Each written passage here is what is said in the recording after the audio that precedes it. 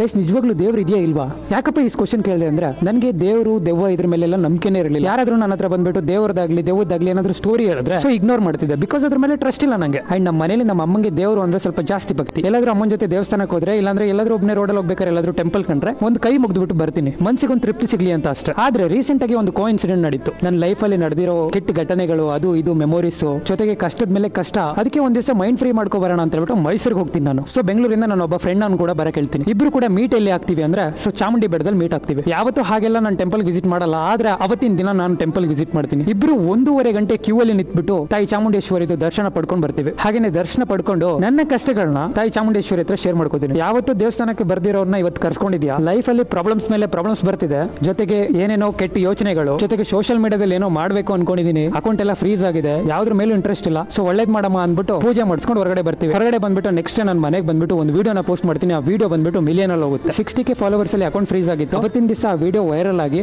Almost ಒಂದೇ ವಿಡಿಯೋದಲ್ಲಿ 10,000 followers ಬಂದ್ಬಿಡ್ತಾರೆ. ಅವಾಗ ನನ್ನ ಮನಸ್ಸಲ್ಲಿ ಕಾಡ್ತಿದ್ದ ಪ್ರಶ್ನೆ ಒಂದೇ, ದೇವರ ಮೇಲೆ ನಂಬಿಕೆನೇ ಇರಲಿಲ್ಲ. ಸೊ ದೇವಸ್ಥಾನಕ್ಕೆ ಹೋಗ್ಬಿಟ್ಟು ಬಂದಾಗ್ಲಿಂದ ಒಳ್ಳೇದಾಗ್ತಿದಲ್ಲ. ಸೊ ನೆಕ್ಸ್ಟ್ ಡೇ ಮತ್ತೊಂದು ವಿಡಿಯೋ ಹಾಕ್ತೀನಿ, ಅದು ಕೂಡ ವೈರಲ್, ಜೊತೆಗೆ 100K ಫಾಲೋವರ್ಸ್ ಕೂಡ ಬೇಗ ಹಿಟ್ ಮಾಡ್ತೀವಿ. ಅದಾದ್ಮೇಲೆ 100K ಕಂಪ್ಲೀಟ್ ಆದ್ಮೇಲೆ ಸೊ ಒಬ್ಬನೇ ಚಾಮುಂಡಿ ಬೆಟ್ಟಕ್ಕೆ ವಿಸಿಟ್ ಮಾಡ್ಬಿಟ್ಟು ಇಲ್ಲಿ ಬಂದ್ ಹೋದಾದ್ಮೇಲೆ ಸೊ ತುಂಬಾ ಒಳ್ಳೇದಾಯ್ತು, ನಿನ್ನ ಆಶೀರ್ವಾದ ಸದಾ ನನ್ನ ಮೇಲೆ ಇರ್ಲಿ ತಾಯಿ ಅಂದ್ಬಿಟ್ಟು ಮತ್ತೊಂದ್ಸರಿ ಪೂಜೆ ಮಾಡಿಸ್ಕೊಂಡು ಮನೆಗೆ ಬರ್ತೀನಿ. ಅಲ್ಲಿ ಹೋಗಿ ಬಂದು ಒಂದು ತಿಂಗಳು ಒಳಗಡೆನೆ 100K ಹಿಟ್ ಮಾಡ್ತೀವಿ. ಸೊ ಟೋಟಲ್ ಆಗಿ 200K ಫಾಲೋವರ್ಸ್ ಪಟ್ ಅಂತ ಕಂಪ್ಲೀಟ್ ಆಗ್ತಾರೆ. 200K ಸ್ಪೆಷಲ್ ಮತ್ತೆ ಒಂದ್ಸರಿ ಚಾಮುಂಡಿ ಬೆಟ್ಟಕ್ಕೆ ವಿಸಿಟ್ ಮಾಡೋಣ ಅನ್ಕೋತೀನಿ, ಬಟ್ ಹೋಗಕ್ಕಾಗಿಲ್ಲ. ಆದ್ರೆ ಇವಾಗ 300K ಆಗಿದೆ. ಹೋಗ್ಬೇಕು ಅಂತ ಅನ್ಕೋತಿದ್ದೆ, ಬಟ್ ಟೈಮ್ ಸಿಗ್ತಿರ್ಲಿಲ್ಲ. ನೆನೆ ನೈಟ್ ಮಲಗಬೇಕಾದ್ರೂ ಕೂಡ ಒಂದ್ಸರಿ ದೇವಸ್ಥಾನಕ್ಕೆ ಹೋಗಿ ಬರ್ಬೇಕಾಗಿತ್ತು ಅಂತ ಅನಿಸ್ತು ನನ್ನ ಮನಸ್ಸಲ್ಲಿ. ಆದ್ರೆ ಬೆಳಿಗ್ಗೆ ಎದ್ಬಿಟ್ಟು ನನ್ನ ಫ್ರೆಂಡ್ ಕಾಲ್ ಮಾಡಿ ಹೇಳ್ತಾನೆ, ನಾಳೆ ನಮ್ಮ ಫ್ಯಾಮಿಲಿ ಜೊತೆ ನಾನು ಟೆಂಪಲ್ಗೆ ಬರ್ತಾ ಇದ್ದೀನಿ ಚಾಮುಂಡಿ ಬೆಟ್ಟಕ್ಕೆ, ನೀನು ಆದ್ರೆ ಬಾ ಅಂತ. ಲಿಟ್ರಲಿ ಟೈಮ್ ಬಂದೇ ಬಿಡ್ತು, ಈ ಟೈಮ್ ನ ಮಿಸ್ ಮಾಡೋದು ಬೇಡ ಅಂತ ಹೇಳ್ಬಿಟ್ಟು ಸೊ ನಾಳೆ ಬುಧವಾರ 21 ಡೇಟ್, ನಾಳೆ ಮಾರ್ನಿಂಗ್ ನಾನು ಇಲ್ಲಿಂದ ಹೊರಡ್ತೀನಿ. ಚಾಮುಂಡಿ ಬೆಟ್ಟಕ್ಕೆ ಹೋಗ್ಬಿಟ್ಟು ದೇವ್ರಿಗೆ ಒಂದು ಕೈ ಮುಗ್ಬಿಟ್ಟು ನಿನ್ನ ಆಶೀರ್ವಾದ ಸದಾ ನನ್ನ ಮೇಲೆ ಇರಲಿ. ಅದ್ರ ಜೊತೆಗೆ ನನ್ನ ಇನ್ಸ್ಟಾ ಫ್ಯಾಮಿಲಿ ಮೆಂಬರ್ಸ್ ಏನಿದ್ದಾರೆ ಅಷ್ಟು ಜನರದ್ದು ಕನ್ಸೆಲ್ಲ ನನ್ಸಾಗ್ಲಿ, ಅವ್ರಿಗೂ ಕೂಡ ಒಳ್ಳೇದಾಗ್ಲಿ, ಜೊತೆಗೆ ಅವ್ರ ಫ್ಯಾಮಿಲಿಗೂ ಕೂಡ ಒಳ್ಳೇದಾಗ್ಲಿ ಅಂತ ಬೇಡ್ಕೊ ಬರ್ತೀನಿ.